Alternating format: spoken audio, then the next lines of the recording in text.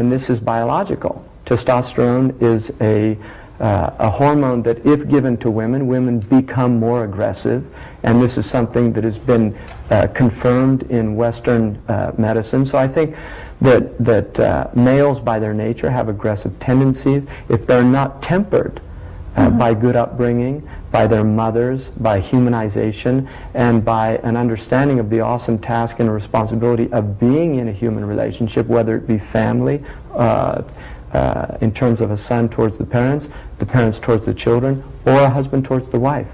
How do you think women internalize that? How do you think that Muslim women then manifest that in their roles today? Well, I think women all over, not just Muslim women are women that happen to have that adjective, that they belong to a faith, but they're first and foremost they're human beings. Correct. And so I think that you'll find throughout the planet, you will find very similar pathologies manifested by human beings. And there are certainly, America is filled with very dysfunctional relationships.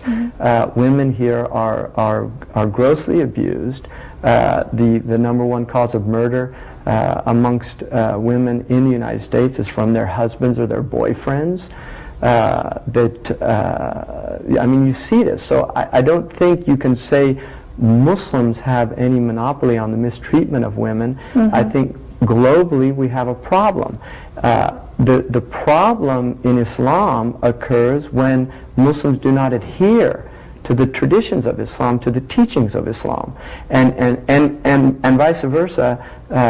When they do adhere, you will see, in fact, extraordinary harmony occur in the human relationships, because very clear guidelines have been given in terms of gender relationships. So you're saying that Muslims have themselves to blame in a way that... First and foremost, yes. Absolutely. I mean, I think that what happens, because human beings, by nature we have certain flaws in our thinking, and that's why logic was traditionally taught as an actual science in order to redress flaws. One of the flaws of people is cause and effect. People will often mistake, because they see certain effects, they'll mistake the cause. It's difficult to determine real cause. Now, what will happen if you look at the Muslim world, as a non-Muslim, when they look at the Muslim world and they see the dysfunctional nature of Muslim societies, they assume the cause is Islam.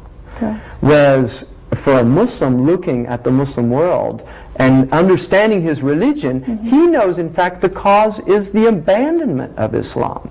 It's the fact that these people are no longer practicing Islam. And so that's the important thing, is to understand that, you know, the Arabs have a beautiful principle in the science of bayan, which is one of the sciences of language. They say, al-hukmu ala shay'in far'un an tasawwurihi, that before we can judge a thing, we have to understand it in all of its variables. And we're filled with a world of prejudice. People are constantly prejudging. The average American will make remarks about Islam. They'll think that they're liberal, humanistic, unbiased, unprejudiced, and yet you ask them what they think of Islam. Oh, that's a stupid religion, it's a backward religion, it's oppressive to women. Have they ever read the Quran? No. Have they ever read a tradition of the Prophet Muhammad? No. So what are they basing that on? They're basing it on just observing Muslim societies. Well, if we observe Christian societies, have we seen turn the other cheek applied in the West in the last 2,000 years? Was turn the other cheek applied in Iraq? Right? The biblical foundation of the Torah, according to Rabbi Hillel, who's one of the greatest Jewish rabbis, is that the entire message of the Torah, which is the Jewish book, is love God and love thy neighbor as thyself. Do we see the Jews practicing that towards their Palestinian neighbors? Does that mean that the Torah is invalid as a book because of what the Jews are doing? Does that mean the gospel is invalid as a book because of what the Christians are doing? But unfortunately, people apply logic outside of themselves that they like, and then they refuse to apply it on their own selves. Let's talk a little bit about your analogy of mercy and justice. You discussed that you see mercy characteristic to women and justice more characteristic or symbolic of men. Can you expand on that? Well, I think if you look in the world, you will find that this is one of the paradoxes of the world, the dilemmas of the world, is on the one hand we honor virtue as a religious virtue, and on the other hand we honor justice as a moral virtue. If we look at mercy as a religious virtue, it's very difficult for us to have justice when we bring mercy into.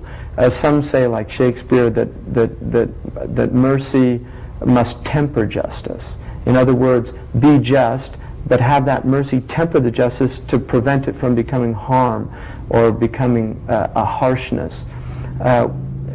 In the Christian world, mercy is at the root of the Christian message, this idea of mercy. I think in Islam, the woman is the embodiment of mercy. The word in Arabic for mercy, rahmah, is derived from the word for womb. And so the understanding of the Muslims have always been that the source of mercy in the world is the womb. It is the womb. It's the blood bonds that bond us as Adamic people, that we're from Bani Adam, we're children of Adam, and therefore we should have compassion for all human beings, irrespective of their race, their creed, their color. And at the same time, we need to have justice in the world in order for for things to work in the marketplace. So my cosmological understanding in Islam is that a woman represents symbolically the virtue of justice in the world, and the man represents of mercy, and the man represents justice, and these are the two hands that God has given human beings, the left and the right hand, and they're to work together. This is how things are done in the world. So the relationship between men and women is a relationship that's complementary. It's not an equal relationship, and I think this is where people have a real problem, because equality is a mathematical concept. You don't find equality in the world. You find equality in mathematics. But as far as worship in Allah, equality is the same in His eyes as far as... No, there's no equality in worship, and I'll give you an example. Two people pray. One of them is sincere in his prayers and the other's not, but outwardly they looked exactly the same. They're not equal. I'm and the Quran, for instance, says, are they equal? Those who know and those who don't know. They're not equal.